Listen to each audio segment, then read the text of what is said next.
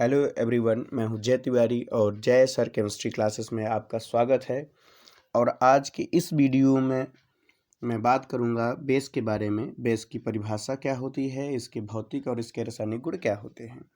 तो सबसे पहले हम बात करते हैं परिभाषा से। देखिए, वो रासायनिक यौगिक जो जल में घुलकर OH- देता हो या हाइड्रोक्सिल आयन देता हो, ऐसे यौगिकों को बेस कहा जाता है। एग्जाम्पल पे है MgOH2, NaOH, CaOH2। ये सब क्या है, बेस के एग्जाम्पल्स हैं। जैसे हमने यहाँ पे ले लिया है, मान के चलिए MgOH2 और इसमें हमने मिला दिया जल। हमने क्या मिला दिया है, जल। जगह न होने के कारण आप प्रोडक्ट को नीचे समझ लीजिएगा। तो जिससे क्या होगा, जो Mg रहेगा वो प्लस चार्ज में, प्लस OH जो रहेगा वो माइनस चार्ज में क्या होगा, ब्रेक डाउन होगा, टूट जाएगा। हालांकि ये रिएक्शन बैलेंस नहीं है, मैंने पहले ही बताया था कि बैलेंस करना मैं आपको अलग से वीडियो में सिखाऊंगा।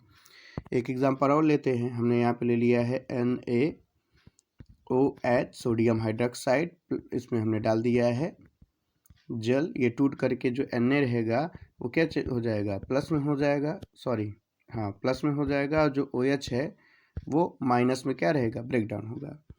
आप दोनों एग्जाम्पल्स को देख सकते हैं कि इसमें OH और इसमें भी क्या है, OH का कॉमन है, यानी कि ये दोनों NaOH और MgOH क्या है, अकॉर्डिंग टू डिफिनीशन। ऐसे रासायनिक यौगिक जो जल में घुल करके OH- देते हैं उन्हें क्षार कहते हैं। तो डिफिनीशन के अकॉर्डिंग MgOH2 और NaOH क्या हुआ, बेस हुआ, क्षार हुआ। और अब हम बात करते हैं क्षार के कुछ भौतिक गुण के बारे में। देखिए, जो क्षार के भौतिक गुण होते हैं उसमें कुछ असमानताएं होती है अम्लों से, जैसे कि इनका स्वाद। तो जैसे जो क्षार होते हैं उनका स्वाद क्या होता है, कड़वा होता है। ठीक है, जो अम्ल होते हैं इनका जो स्वाद होता है खट्टा होता है। हालांकि भौतिक गुणों का केमिस्ट्री में बहुत ज़्यादा मायने नहीं होता, केमिकल प्रॉपर्टीज़ जो होती है इसकी बहुत ज़्यादा वैल्यू होती है। फिर भी जान लीजिएगा कि जो क्षार होते हैं इनका स्वाद क्या होता है, कड़वा होता है। दूसरा, जो क्षार होते हैं ये लाल लिटमस पेपर को नीला कर देते हैं। जो लाल लिटमस पेपर होगा उसको क्या कर देंगे, ये नीला कर देंगे। तीसरा इनका गुण है कि जो इनका pH मान होता है जो 7 से क्या होता है, ज़्यादा होता है। जितने भी क्षार होते हैं इनका जो pH मान होता है वो क्या होता है, 7 से ज़्यादा होता है। ठीक है, और जो क्षार होता है अगर इसको आप हाथ में लेंगे तो आप हाथ में लेने के बाद आपको एक स्लॉपी, ठीक है, चिकनाहट जैसा आपको महसूस होगा। तो ये सब कुछ गुण हो गए, इसके भौतिक गुण हो गए।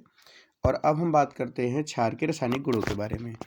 तो देखिए, क्षार के रासायनिक गुणों में हम सबसे पहले बात करते हैं रिएक्शन विथ मेटल्स, धातुओं के साथ अपक्रिया।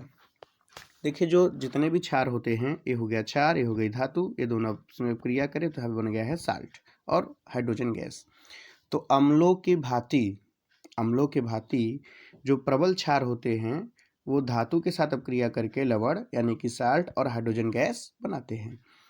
और एक चीज़ का थोड़ा सा आपको ध्यान रखना होगा कि जैसे यहाँ पे सोडियम हाइड्रोक्साइड है, जैसे हमने यहाँ पे ले लिया सोडियम हाइड्रोक्साइड, और यहाँ पे हम अगर जिंक जो है, जिंक की जगह अगर हम यहाँ पे पोटेशियम ले लें, जिंक की जगह हम यहाँ पे क्या ले लें, पोटेशियम ले लें, तो ये लवण नहीं बनेगा, ये बल्कि बन जाएगा KOH।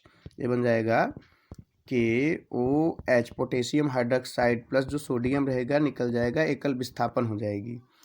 तो एक चीज़ आपको याद रखना है कि मतलब जब भी आप कोई क्षार के साथ धातु लेंगे तो वो जो धातु की जो रिएक्टिविटी है वो क्षार के धातु से क्या होनी चाहिए, कम होनी चाहिए।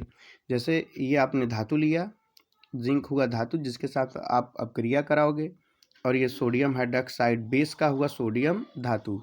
तो देखेंगे जो सोडियम होता है वो जिंक की अपेक्षा क्या होता है, काफ़ी ज़्यादा पावरफुल होता है, जिसके कारण ये दोनों अपक्रिया करके यहाँ पे लवण का निर्माण करते हैं, यानी कि यहाँ पे साल्ट का निर्माण करते हैं। लेकिन अगर आप यहीं सोडियम हाइड्रोक्साइड लेकर और जिंक की जगह पोटेशियम ले लो तो प्रतिस्थापन क्रिया होगी, यानी KOH प्लस Na बन जाएगा। तो इस चीज़ को आपको याद रखना है कि जिस मेटल को आप ले रहे हैं उस मेटल की जो रिएक्टिविटी है वो बेस के मेटल की रिएक्टिविटी से क्या होनी चाहिए, कम होनी चाहिए, तब जा करके यहाँ पे साल्ट का निर्माण होगा।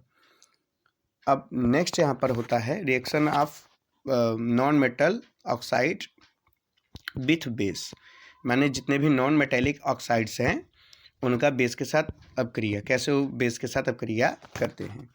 तो देखिए ऑक्साइड जो रहता है दो प्रकार का होता है। ऑक्साइड जो रहता है वो दो प्रकार का होता है। एक होता है मेटेलिक ऑक्साइड यानी कि धात्विक ऑक्साइड, और दूसरा होता है नॉन मेटेलिक ऑक्साइड। अब ये मेटेलिक या नॉन मेटल ऑक्साइड या मेटल ऑक्साइड क्या होते हैं? जब ऑक्सीजन धातु के साथ हो, जैसे सोडियम ऑक्साइड, ठीक है, सोडियम एक प्रकार का क्या है, धातु है। मैग्नीशियम ऑक्साइड, ठीक है, मैग्नीशियम ऑक्साइड, कैल्शियम ऑक्साइड, ये सभी क्या होते हैं, धातु के ऑक्साइड होते हैं, क्योंकि इनमें धातु पाया जाता है। नॉन मेटालिक ऑक्साइड में क्या होता है, ऑक्सीजन जो रहेगा वो नॉन मेटल के साथ रहेगा, जैसे आपका हो गया कार्बन डाइऑक्साइड हो गया, ठीक है, नाइट्रोजन ऑक्साइड हो गया, ये सभी क्या होते हैं, नॉन मेटेलिक ऑक्साइड। तो इनका रिएक्शन हमें बेस से कराना है, तो यानी कि नॉन मेटल का जो रिएक्शन है बेस से कराना है। तो सिंपली क्या होगा, जब कोई नॉन मेटेलिक ऑक्साइड बेस के साथ अपक्रिया करता है, जो नॉन मेटेलिक ऑक्साइड होता है जब बेस के साथ अपक्रिया करता है तो साल्ट, ठीक है, और पानी का निर्माण करता है। जैसे ये हो गया कार्बन डाइऑक्साइड, जो एक प्रकार का क्या है, नॉन मेटेलिक ऑक्साइड है। कैल्शियम हाइड्रोक्साइड, ये जो है बेस है, जब दोनों आपस में क्रिया करेंगे तो क्रिया करके साल्ट और वाटर का निर्माण करेंगे। ये ऐसा हर नॉन मेटेलिक ऑक्साइड के साथ होगा। अब हम नेक्स्ट बात करते हैं reaction with acid and base, यानी कि जो रिएक्शन जो होगा एसिड का बेस से होगा। तो इसका रिएक्शन आप लोगों ने एसिड में पढ़ा होगा न्यूट्रलाइजेशन करके, बहुत ही इंपॉर्टेंट अपक्रिया है ये। तो इसका पहले सिंपल सा समझेंगे। जब कोई अम्ल किसी बेस के साथ अपक्रिया करता है तो अम्ल अपने प्रॉपर्टी को खो देंगे, बेस अपने प्रॉपर्टी को खो देंगे, और दोनों आपस में मिल करके साल्ट और वाटर का निर्माण करेंगे।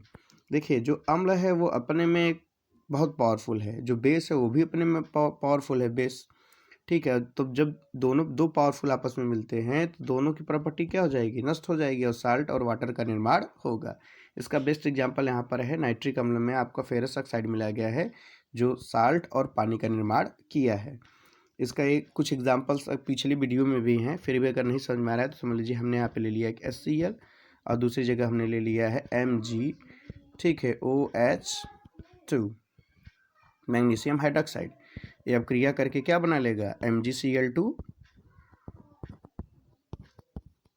प्लस H2O, ठीक है, यानी कि साल्ट बना लेगा और वाटर बना लेगा। तो यहाँ पे HCl क्या है, एक प्रकार का एसिड है, MgOH2 बेस है।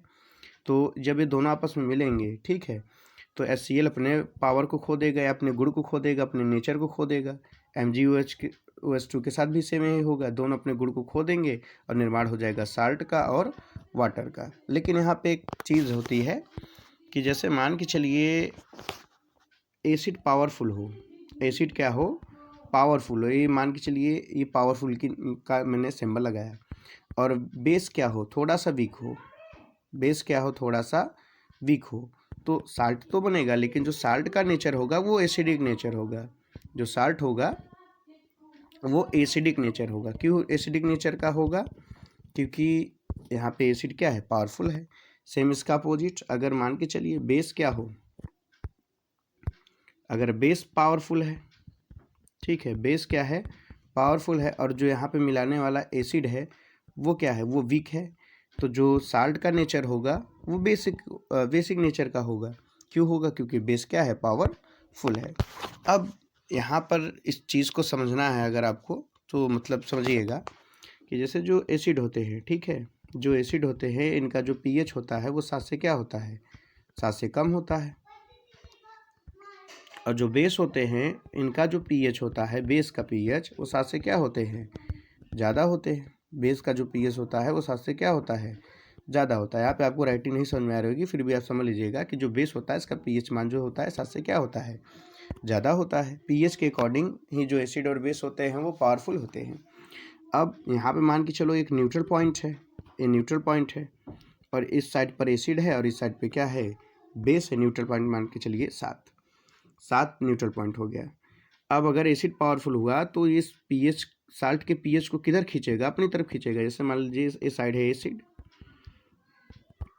और ये जो साइड है वो किसकी है, बेस की है, ठीक है। तो अगर एसिड पावरफुल हुआ तो pH को 7 की तरफ खींचेगा, तो जो साल्ट होगा वो एसिडिक नेचर का होगा।